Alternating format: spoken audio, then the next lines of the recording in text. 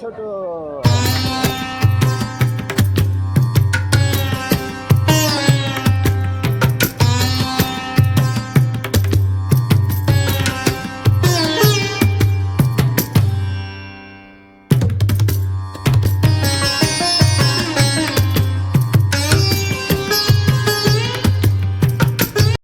आता उतरलोय सोमनाथ मंदिरपाशी. दोन मंदिर आहेत, एक जुनं एक आहे, अजून एक नवीन आहे. नवीन आहे ते माझ्या पाठीमागे आहे, अजून जुनंवालं इकडे. दोघांचं दर्शन करून महाप्रसाद आहे ते जेवण करून. मंदिरात जायच्या अगोदर आपल्याला इन्स्ट्रक्शन भेटलेले की मोबाईल अजून अन्य वस्तू आतमध्ये घेऊन जायला अलाउड नाही आहे. सोमनाथ समुद्राच्या किनाऱ्यावरती एक छोटंसं स्थान आहे. अजून ते 12 ज्योतिर्लिंगमधून एक आहे. तिथे थांबायसाठी धर्मशाला हॉटेल्स अवेलेबल आहे, पण ते सावन अजून पीक सीझनमध्ये फुल असतात. कंदपुराणच्या अनुसार चंद्रमाने राजा दक्षच्या 27 मुलींसोबत विवाह केला होता, परंतु चंद्रमा त्यांच्यामधून एक रोहिणीलाच प्रेम करत होते. त्यामुळे बाकीच्या राणी अपेक्षित महसूस करायचे. चंद्रमाला राजा दक्षने खूप समजावले, पण काय ऐकले नाही. त्यांना श्राप दिला गेला. त्याच श्राप मुक्त करायसाठी चंद्रमाने शिवजीची खूप कठोर तपस्या केली. अजून ते श्राप मुक्त झाले.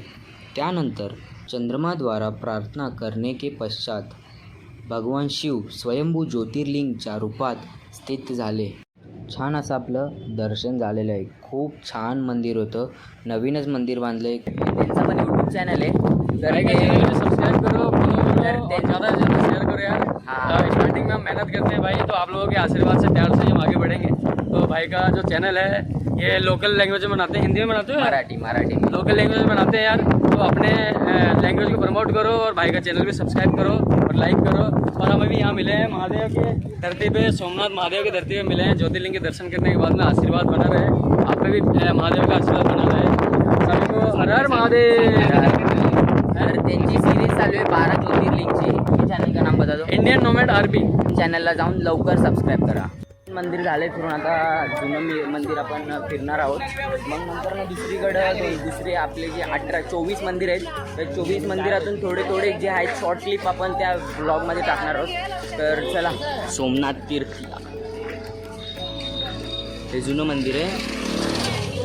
सोमनाथच्या मंदिरात आलो आहे. नवीन मंदिरातच गर्दी आहे. आता आलो तर इकडं शिवलिंग आहे. 12 ज्योतिर्लिंगमधलं आहे. तर आपले 3 ज्योतिर्लिंग झालेत. एक सोमनाथ झालं आहे, एक उज्जैन झालं आहे. अजून आपण नाशिकला गेलेलो त्र्यंबकेश्वरला. हे आपले 3 ज्योतिर्लिंग झालेत. अजून आपले ज्योतिर्लिंग राहिलेत, ते पण आपण लवकरात लवकर कंप्लीट करणार वगैरे. आपण भोजन आता करायला आलो आहे. जेवण आहे, सगळे जेवत आहेत. जेवण वगैरे आम्ही पोट भरून केलं आहे. तिथे जे ज्योतिर्लिंग आहेत ते 12 ज्योतिर्लिंग आहेत. आम्ही चाललो आहे आता बाणगंगाला, जिथून कृष्ण भगवानला बाण सोडलेला.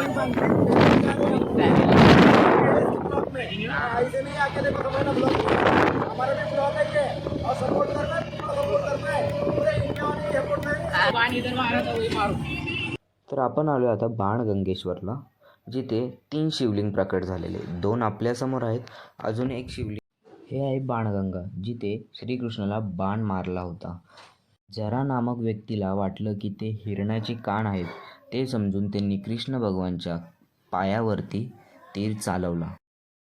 बघा एक्साइटमेंट बघा सगळ्यांच्या चेहऱ्यावरती.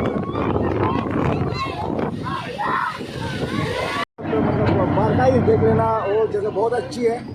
और यादव कुल का वहीं से मतलब सर्वनाश होने के लिए शुरुआत हो गई थी. जब उनको, क्योंकि उनको एक श्राप मिला था, गांधारी ने श्राप दिया था उसके लिए. उनको जब गांधारी के 2 पुत्र मर गए थे, तो श्री कृष्ण को लगा कि उन्होंने मारा है करके उनको भी श्राप दिया था कि आपका यादव कुल का पानी सुबह नहीं था, पानी अभी अभी देख रहा, अभी चेक अरे आवाज आया. काका फुल ऑन एंटरटेनमेंट. और स्माइल मारता और मतलब ऐसे लग रहा है कि तर आम्ही आलो आता बालका तीर्थला, जिथे श्रीकृष्णाला बाण लागला होता. जे जरा नामक व्यक्तीने चुकून मारला होता. ही आहे त्याची स्टोरी. अजून ते झाड जिथे श्रीकृष्ण आराम करायचे, अजून त्यांच्या अंगठ्याला बाण लागला होता. अजून हेच ते मंदिर जिथे श्रीकृष्ण.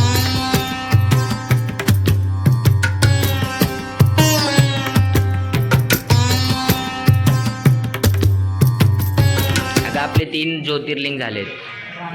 नाशिकला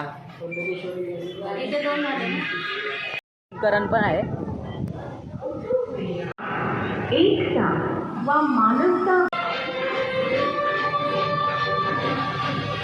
लाईटच गेली, शो बंद झाला. तर चला काय नाही, एवढं भेटलं आपल्याला, पास झालं. आता दुसरं बोट बनते, बोट पूर्ण मार्केट आहे, मच्छी मार्केट आहे पूर्ण. मोठे मोठे बोट वगैरे.